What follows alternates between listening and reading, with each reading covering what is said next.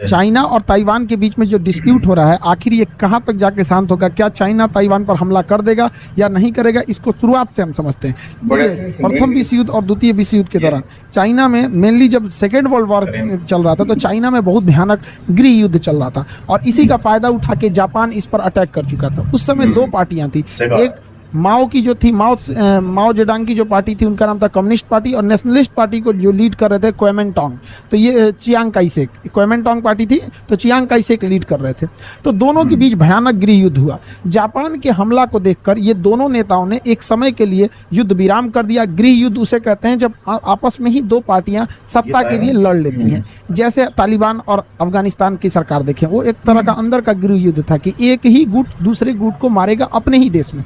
तो ये दोनों जो गुट थे एक समय के लिए शांत हुए ताकि जापान के आक्रमण को न्यूट्रल किया जा सके। लेकिन द्वितीय विश्व युद्ध में जापान के ऊपर परमाणु बम गिर गया और जापान ऑटोमेटिक साइड हो गया। इसका फायदा उठाकर जो माओ थे वो उनके समर्थक जितने थे वो चियांग काई शेक के समर्थकों को हावी होने लगे अचानक, और ये पूरे एरिया पर माओ का कब्जा हो गया और यानी कम्युनिस्टों का कब्जा हो गया। तो ये जो चियांग काई शेक थे अपने समर्थकों के साथ ताइवान चले गए और यहीं से कहने लगे कि हम लोग वापस रणनीति बनाएंगे और वापस चाइना को हम लोग अपने अंडर में लाएंगे। तो अब यहाँ से चाइना की दो विचारधाराएं चालू होती है, एक ये बड़ा वाला चाइना जिसे हम लोग कहते हैं पीपुल्स रिपब्लिक ऑफ चाइना, और एक छोटा वाला ताइवान, इस ससुरा अपने को कहता है Republic of China, Republic of China कहता है। ये छोटका का कहना है कि पूरा बड़का हमारा है, और बड़का चाइना को जानते ही वो कह रहा है कि तुमको आज नहीं तो कल हम घोंट लेंगे।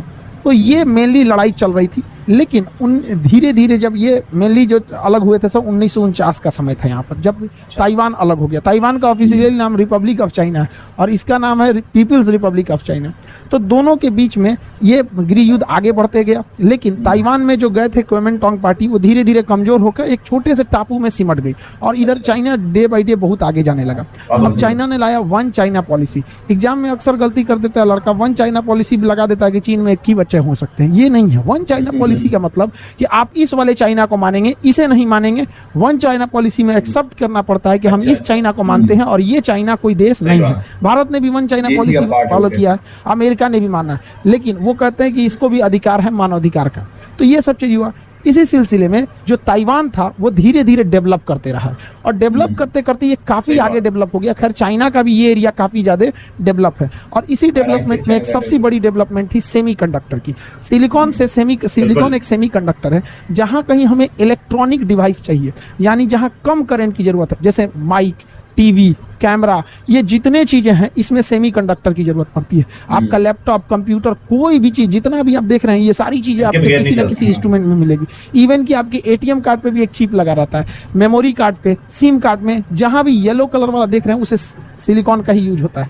आप कहीं पे भी देखिए तो इस सिलिकॉन में बहुत हाई एफिशिएंसी चाहिए होती है और साथ में इसमें बहुत ही ज्यादा स्किल्ड वर्कर की जरूरत है और ये बार बार इसमें सुधार की भी जरूरत होती है। तो इसमें ताइवान बहुत आगे निकल गया और पूरी दुनिया को छोड़ दिया। ताइवान की कंपनी TSMC पूरी दुनिया का 60% अकेले सेमीकंडक्टर प्रोड्यूस करता है। अब अभी क्या है कि 5G का जमाना आ गया, हर इंसान के हाथ में मोबाइल, टैबलेट, लैपटॉप, हर चीज अब स्मार्ट होते जा रही है। जैसे आप देखिएगा बल्ब स्मार्ट हो गया, आप रिमोट से बंद कर सकते हैं। तो जहां ये रिमोट वगैरह आएगा इसमें कंफर्म सेमीकंडक्टर लगेगा, यानी पूरी दुनिया का 60% सेमीकंडक्टर अकेले ताइवान के TSMC कंपनी प्रोवाइड कर देती है। कॉलकॉम, फोर्ड, आपका गूगल, एप्पल, जितनी मोबाइलें आती हैं ये सब TSMC से ही खरीदती हैं। इसीलिए दुनिया ताइवान को बचाना चाहती है कि ताइवान जाने का मतलब ताइवान नहीं गया, बल्कि 60% जो सिलिकॉन सेमीकंडक्टर का मार्केट है वो चाइना के पास चला जाएगा। इसलिए पूरी दुनिया ताइवान को बचाने की जुड़ी हुई है। इसमें अमेरिका को पता है कि भैया अमेरिका सॉफ्टवेयर की दुनिया में बहुत आगे है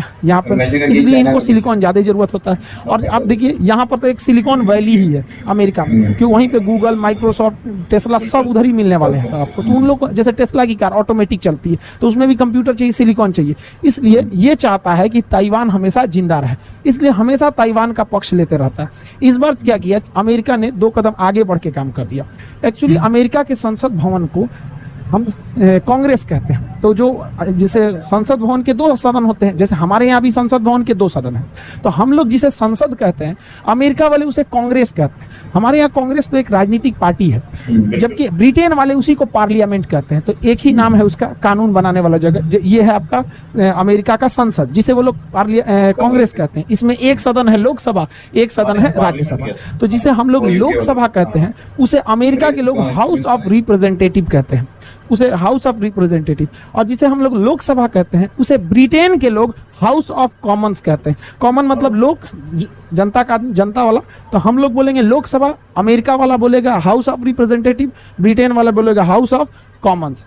और जिसे हम लोग राज्यसभा कहते हैं, अमेरिका उसे राज्यसभा न कह के बल्कि उसे सीनेट बुलाता है, और ब्रिटेन उसे राज्यसभा नहीं कह के हाउस ऑफ लॉर्ड्स कहता है, हाउस ऑफ लॉर्ड।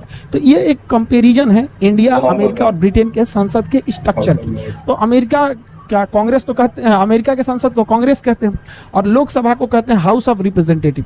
अभी जैसे हमारे लोकसभा अध्यक्ष ओम बिरला साहब है, तो ओम बिरला जो चाहेंगे संसद में, अब ऐसा तो नहीं होता है जो मन करेंगे, लेकिन सर्वे सर्वा संसद के अंदर वही है। बहुत पावरफुल पद होता है स्पीकर का। तो हाउस ऑफ रिप्रेजेंटेटिव की जो स्पीकर है नैन्सी पेलोसी, तो नैन्सी पेलोसी जो थी, इन्होंने कह दिया कि हम ताइवान यात्रा करेंगे। अब हो गया बवाल, क्योंकि चाइना के 1 चाइना पॉलिसी पर अमेरिका ने साइन कर रखा है। यानी ये बड़े वाले चाइना को मानते हैं, छोटा वाला को ये मानते हैं कि उसी का अंग है, तो फिर आप क्यों आ रहे हैं बीच में।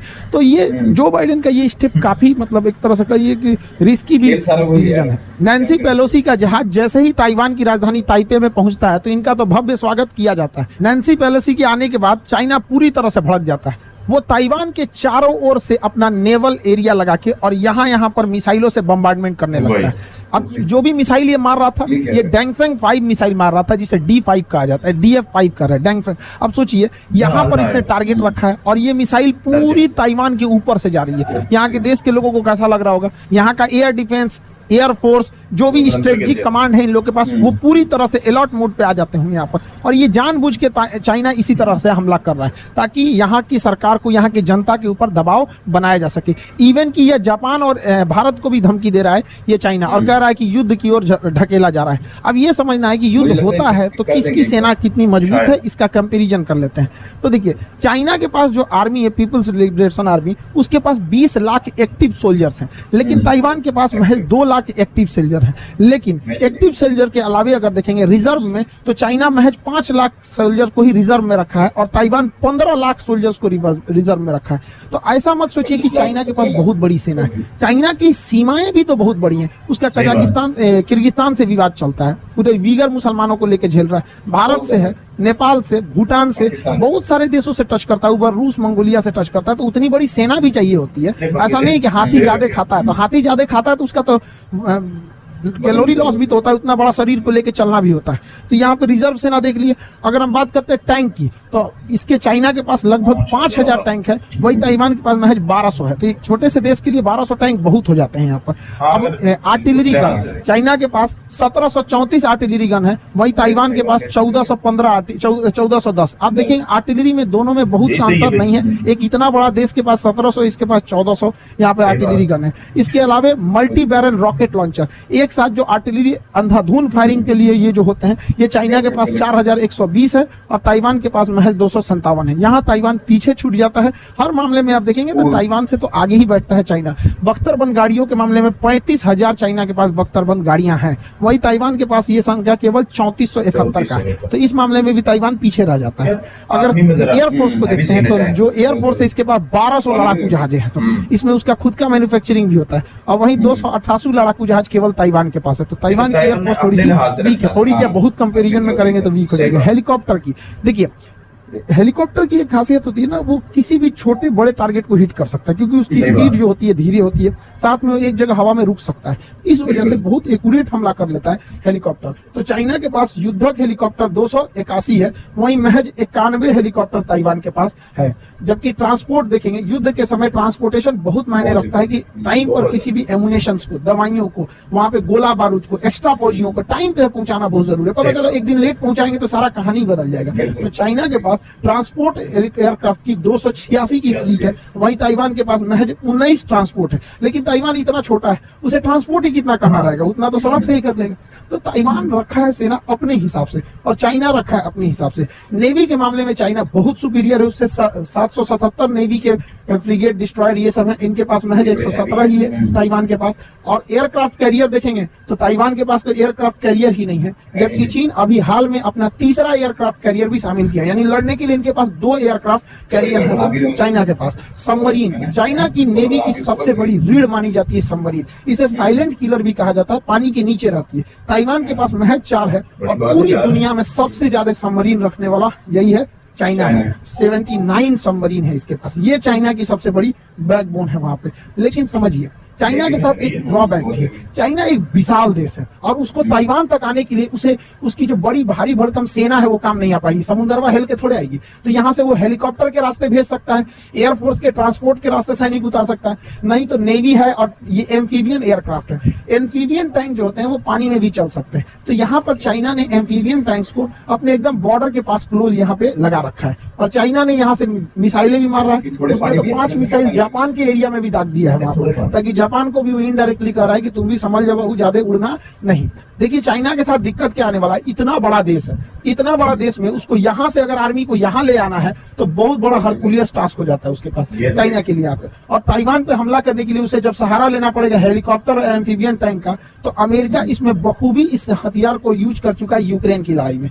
यूक्रेन की लड़ाई में रूस के टैंक और रूस के हेलीकॉप्टर मतलब बहुत काम आ ही नहीं पाए, क्योंकि टैंकों को मारने के लिए, ये टैंकों को मारने के लिए और ये हेलीकॉप्टर को मारने के लिए एक सिंगल मतलब एक इंसान के चलाने वाला हथियार है, मैनपैड होता है। देखिए हेलीकॉप्टर के लिए ये मैनपैड दुश्मन बन जाता है। एक्चुअली क्या है कि हेलीकॉप्टर आसमान में रहता है, उसे छुप पाना बड़ा मुश्किल होता है और ये आदमी तो कहीं पे भी बैठ सकता है, तो उतने बड़े जहाज से आदमी तो दिखेगा भी नहीं और ये स्ट्रिंगर या फिर ये मैनपैड मिसाइल मारेगा, हेलीकॉप्टर को बचना ही मुश्किल हो पाता है। दूसरा, जो टैंक होते हैं जमीन पर चलने वाले या फिर पानी में चलने वाले एम्फीबियन टैंक, जब वो जमीन पे आएंगे तो इन्हें जमीन पर मारने के लिए अमेरिका के पास जेवलिन मिसाइलें बहुत एक्यूरेट हमला करती है।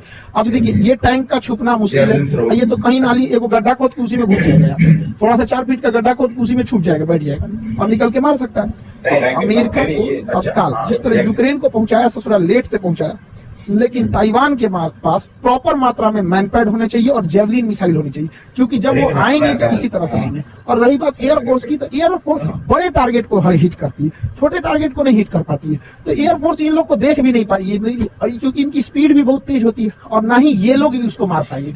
तो ये मैनपैड इसके आगे काम नहीं आ पाएगा। इसके लिए अमेरिका को वहां पर अपना थर्ड मिसाइल डिफेंस सिस्टम है उसको एक्टिवेट करना चाहिए, ताकि इन जहाजों से उसे रोका जा सके। तो इसमें 4 चीज बहुत काम आएगी। एक, एयरफोर्स को रोकने के लिए थर्ड मिसाइल, और हेलीकॉप्टर और टैंक को रोकने के लिए मैनपैड और जेवलिन मिसाइल, और पनडुब्बियों को मारने के लिए सबसे ज्यादा जरूरी होता है, चाइना की सबसे बड़ी रीढ़ है पनडुब्बी, और यहाँ पर पनडुब्बियों को मारने के लिए P-8I अमेरिका का जहाज है। P-8I, ये P-8I जो जहाज है ये पनडुब्बी हंटर कहा जाता है इसे, पोसाइडन। ये ऊपर आसमान में उड़ते उड़ते पनडुब्बियों को मार देता है टारपीडो की मदद से। तो ये क्वाड देशों को एक साथ आना चाहिए, और अनप्लान तरीके से जो बाइडेन डिसीजन ले लेते हैं वैसे नहीं होना चाहिए, बल्कि क्वाड देशों को एक साथ प्रॉपर डेलीगेशन रहना चाहिए कि हाँ भाई इस बार अमेरिका भेजा है तो अगली बार जापान भेजे, 1 महीना बाद भारत भेजे, 2 महीना बाद ऑस्ट्रेलिया भेजे। तो धीरे धीरे अचानक से ये कर दिया गया है, तो थोड़ा सा असमंजस की स्थिति में फंस गया है कोई भी व्यक्ति। अब ध्यान से समझिए, अगर हम लोग चाइना को फ्री फंड छोड़ देंगे तो ताइवान को कब्जा लेगा। ताइवान को कब्जाने के बाद चाइना के लिए हर चीज से टेंशन फ्री हो जाएगा, उसके पास सिलिकॉन आ जाएगा, जब चाहे तो सेमीकंडक्टर का प्रोडक्शन रोकेगा, पूरी दुनिया में कैमरा, मोबाइल, टेलीफोन हर चीज महंगी हो जाएगी जो भी सिलिकॉन से जुड़ी है। तो पहला तो एक ये लॉस होगा। दूसरा, भारत के लिए दिक्कत हो जाएगा कि वो फ्री हो जाएगा तो सोचना फिर भारत पे कंप्लीटली भिड़ेगा। इसके लिए भारत को चाइना का थोड़ा सबक सिखाना चाहिए। तुम वहां युद्ध अभ्यास कर रहे हो और यहाँ पे जब युद्ध अभ्यास होता है तो उस एरिया में कोई नहीं जाता है, तो भारत सरकार को भी यहाँ पे अंडमान निकोबार का ये मलक्का जल संधि बंद करेगा ना, ये जैसे मलक्का बंद किया यहाँ युद्ध अभ्यास करके, तो चाइनीज जहाजों को इस साइड से निकलना पड़ेगा, और ये रास्ता इतना दुर्गम में पड़ता है और यहाँ पे क्रॉस करना बहुत मुश्किल हो जाता है। यहाँ 1 वीक के लिए अगर मलक्का बंद हो जाता है ना, तो 1 हफ्ते में चाइना को 500 करोड़ का लॉस लगता है। और इसके बाद भी जाएगा कहाँ, हिंद महासागर में जाएगा यहाँ पे। तो यहाँ हम लोगों को काम बनता है कि चाइना का ध्यान भटकाया जाए, क्योंकि चाइना इतना बड़ा देश है, अगर उसका ध्यान इधर भटक गया ना तो ये एरिया में पूरा पहाड़ है, ऐसा मैदानी क्षेत्र नहीं है, तो पूरा पहाड़ है, यहाँ से यहाँ ट्रांसपोर्टेशन बहुत मुश्किल हो जाएगा और ये चाइना के लिए कंप्लीट ट्रू फ्रंट वार हो जाएगा। एक इधर एरिया हो रहा है, एक यहाँ, और एक नेवी के सेक्टर में फंसा देना चाहिए। चाइना के जो सेनापति थे जब वो रिटायर हुए तो उन्होंने कहा कि मुझे बहुत खुशी है कि मैंने पूरी दुनिया की सबसे बड़ी सेना का नेतृत्व करके रिटायर होना हो, लेकिन अफसोस इस बात का है कि आज तक वाह रे भैया इस ससुरा इतना बड़ा चाइनीज वाले हैं सब, ये केवल डराने का काम करते हैं, ये कभी किसी दूसरे बड़े देश के साथ युद्ध अभ्यास नहीं करेंगे। ये क्या करेंगे अपने में, कि चाइना की सेना एक दिन में यहां से यहां पहुंच गई, उस एक दिन में ना सड़कों पे किसी को निकलने दिया जाता है, ना कोई रेलवे पैसेंजर के लिए ट्रेन रखा जाता है, केवल मिलिट्री वाले गुजरते हैं। रियल लड़ाई में ऐसा नहीं ना होता है। तो ये चाइना मनोवैज्ञानिक दबाव बना रहा है पूरी दुनिया पे। यहाँ भारत को करना चाहिए कि नेवी को इस साइड में एक्टिवेट कर देना चाहिए, ताकि जो कुछ मनोवैज्ञानिक दबाव बने, ऐसा नहीं कि युद्ध कर देना चाहिए, मनोवैज्ञानिक दबाव बनाने के लिए हमें अपनी सेना को लद्दाख के एरिया में तत्काल मोबिलाइज करना चाहिए। इससे क्या है कि लद्दाख में जहाँ कंफ्लिक्ट हुआ था कि फिंगरपोर्ट मेरा है कि फिंगरपोर्ट तुम्हारा है, वहां तक चले जाओ। यहाँ पे उत्तराखंड है ही है, सिक्किम के पास, अरुणाचल प्रदेश के पास, एक साथ अगर हम लोग यहाँ पर बहुत बड़े पैमाने पर युद्ध अभ्यास करने लगेंगे, इसी से चाइना के ऊपर दबाव बन जाएगा। अभी भी चाइना ताइवान पर हमला नहीं किया है, उसके अगल बगल में युद्ध अभ्यास कर रहा है, तो हम लोग अपनी जगह पे तो कर ही सकते हैं। यहाँ राफेल लगा देते हैं और यहाँ पे P-8I जो है विमान यहाँ लगा देते हैं, चाइना की पनडुब्बियां इधर बिजी रहेंगी और एक दो यहाँ लगा देते हैं, वरना चाइना के ये रखेल है ना, ये ज्यादा चिल्लाते रहता है, यहाँ पे इसको खाने पीने को तो है ही नहीं, सोचता है भीख में कुछ ना कुछ मिल ही जाएगा। तो ये जरूरी है, अगर हम लोग जो बाइडेन और ताइवान को अकेला छोड़ देंगे तो ये दूसरा यूक्रेन साबित हो जाएगा और ये चाइना टेंशन फ्री हो जाएगा। जब चाइना यहाँ की बिजी होगा तो यही बहाने हम लोग अक्साई चीन में घुस जाएंगे, जो वो मिले ससुरा 2-4 किलोमीटर जितना जा सके, क्योंकि वो एक साथ दो लड़ाई नहीं लड़ सकता। ताइवान से लड़ने के लिए अमेरिका पीछे नहीं हटेगा, उसने अपने यहाँ पर एयरक्राफ्ट कैरियर का पूरा जंगी बेड़ा भेज दिया है। और अगर यहाँ चले गए हम लोग तो या तो 2 किलोमीटर अंदर घुसेंगे तो चाइनीज वापस जाओ, और नहीं तो ससुरे तुम युद्ध करो। तो चाइना एक साथ 2 फ्रंट पे नहीं लड़ सकता है। रीजन क्या है, यहाँ दुनिया का सबसे ऊंचा पठार तिब्बत का पठार है, और ये इतना दुर्गम एरिया है कि इसके ऊपर से जहाज तक नहीं गुजर पाती, प्रेशर इतना ज्यादा रहता है। यहाँ लड़ाकू जहाज भी जाते हैं ना तो अपनी कुल क्षमता से उड़ान नहीं भर सकते, हाइट ज्यादा, प्रेशर कम, जो ज्योग्राफिकल ट्रेन है काफी उठपटांग है। तो अभी हम लोगों को ताइवान को अकेले नहीं छोड़ना चाहिए, क्योंकि अगर वो छूट गया तो छुट्टा सांप हो जाएगा। और जैसे ताइवान पे हमला करे तो भारत सरकार को भी इधर से एकदम हमला करते रहना चाहिए। तो आप लोगों को भी प्रेशर है, जो आपके पास सोशल मीडिया है, गवर्नमेंट के ऊपर प्रेशर बनाना चाहिए ताकि गवर्नमेंट इसको अकेला न छोड़े। हालांकि अमेरिका अक्टूबर में भारत के साथ उत्तराखंड में युद्ध अभ्यास करने वाला है, तो वो युद्ध अभ्यास अक्टूबर में होगा। अक्टूबर आज है, अभी तो अगस्त चल रहा है यहाँ पे, तब तक पूरा कहानी खत्म हो जाएगा। अमेरिका क्या करेगा छोड़िए, हम लोगों को यहाँ पर अपनी सेना को एक्टिवेट करना चाहिए, और ये जरूरी भी है। समझिए, सेना को अगर आप इमरजेंसी में एक्टिवेट नहीं करते हैं तो सेना को धीरे धीरे एक्सपीरियंस की थोड़ी सी कमी महसूस होने लगेगी, कि जब तक सेना लड़ाई नहीं करती है वो वाली फीलिंग नहीं आती है कितना प्रैक्टिस की, तो एकदम ये रियल वॉर लाइक सिचुएशन हो जाएगा। सेना को पूरी मोबिलाइज किया जाएगा यहाँ पे, जिस बहाने एक तरह का समझिए तो ड्रिल भी हो जाएगा। और क्या पता अगर ये ससुरा लड़ाई में कूद गया तो हम लोग भी इधर कूद जाएंगे, इसी बहाने अक्साई चीन, POK वगैरह वाला एरिया में आदमी आगे बढ़ सकता है यहाँ पे। आप क्या सोचते हैं कि हम लोगों को यहाँ यूक्रेन के मुद्दे की तरह शांत बैठना चाहिए, या फिर अपनी सेना को अब चाइना के बॉर्डर पे मोबिलाइज करके चीन का ध्यान भटका देना चाहिए? आई होप आप इस टॉपिक को समझे होंगे। मिलेंगे मतलब पूरा गुस्से में आगे वो अगला अपना हमला ना कर ले, पूरा फुल ये करना चाहिए कि भाई चाइना को फंसा देना चाहिए, कभी उधर से कभी इधर से कभी उधर से, तब जाके इसके होश उठ जाए। एक्टिवली